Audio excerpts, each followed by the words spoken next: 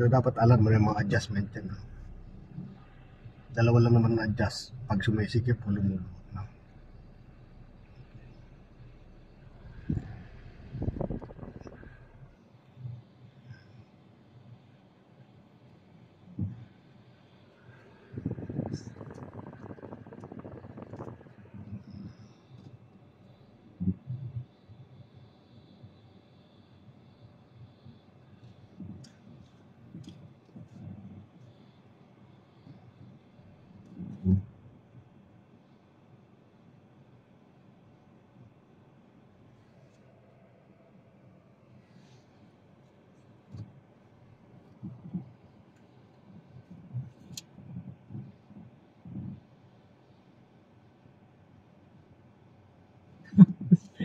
Sige lang.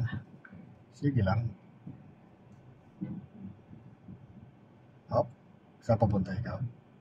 Oh, banti ka muna doon. Banti ka doon. Doon. Punta ka sa unahan. Sige, punta ka sa unahan. Sige. Sige pa. Sige pa. Punta ka sa unahan. Sige pa. Kabigyan mo dyan. Kaliwa. Dahil yung tempo lang pumunta ikaw dito. Sige pa. Okay, stop. Gitna. 1, 2. Then atras.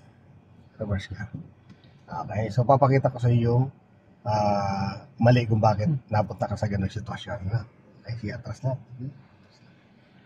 So ito, di masyadong masikip ko punta sa kapila. So pagbigyan mo muna yung nasa sakyan. Sige lang. Okay. Okay, stop. Dito ba maluwag dito? Gawin mo naman na ito. I-correct mo muna ito. Kasi alam mo nang pag-adjust dito, di ba?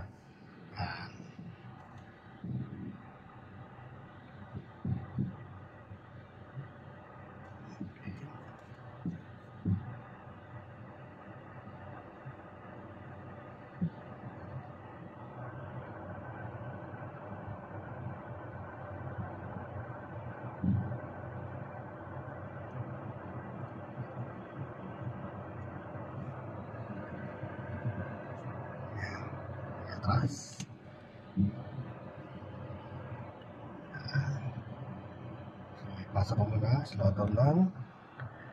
Then, stop. Katiba. Okay. So, ganito yung nangyari doon sa arka na to. Una, sa stop number 1, tama yung stop number 1. Stop number 2, bitin. Hindi mo na maximize yung area doon. Nakita mo lang siya kakaunti pa. Or, yung nakita mo nga siya, itong reference mo, okay?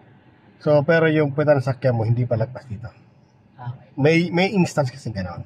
Then, okay lang naman yon. Sa number 3, doon mo kukunin yung laps mo dito sa number 2 na medyo, no? Kaya pag-atras mo, medyo maluwag dito, tama, no? Ngayon, nagkahamali ka doon. Nung pag-atras mo dito, sumikip, umabanti ka. Ang pag-abante mo, sumobra ka. Yun doon ka nagkamali. Dapat nung pagkabante mo dito, masigib dito, ang pagkabante mo, sagad manibela mo, konting ganun lang. Parang inangat mo lang. Pero kung kanina, nung pagdire-diretso mo atras mo dito, hindi mo na na-adjust, pasok ka na rin dito. Kita ko na. So, hindi ko na rin nasayaw. Para at least maano mo rin. Pero kanina, pasok yon. Pasok yun na, pasok na kasi may space. Pwede naman yung nag-adjust ka, kaya lang problema ng pag-adjust mo, napasobra ka. Ano. So, susunod na pag-adjust mo, sir, pag umabanti ka, konti lang. Sagad. Konti lang, sagad ka agad. Lagi mong titinan yung step by step. Pwede dyan na lang din. Dito. Saan mo gusto? Dito? Lapit ka dito. So, itong area na medyo masikip kasi yung space. Katulad nito, magkaharap Fortuner. Diba? So, kailangan gagamit ka dito ng panta dito. Kasi kakabig ka dyan mamaya. Kaya siya. Ayan. Tignan mo siya. Pag sinagad mo agad yan, ayan. Pag sinagad mo agad yan, mahagip mo siya bago makita ang reference.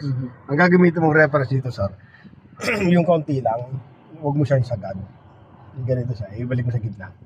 Then, gagawin mo, bandi ka, tapos, ganun lang, mislant mo lang, papunta dun sa Hilux dapat, hindi papunta dito. Sige, diretso ka. Ito, yan.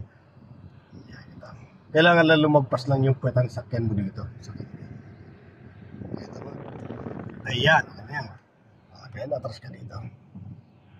Ikaw nang gumawa dito, ha? Ito na yung reference. No? sisikip o luluwag, dapat alam mo na yung gagawin mo.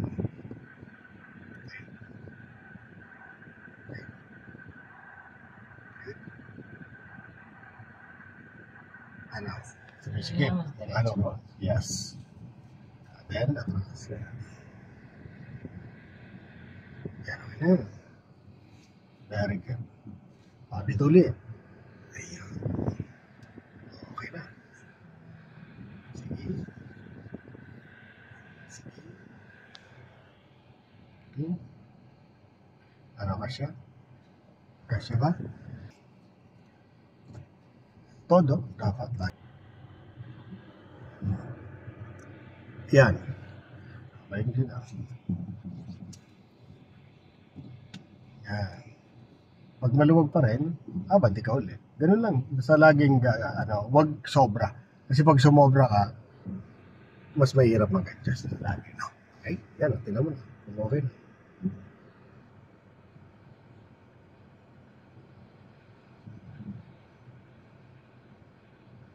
Yan. Good. Okay? Yun.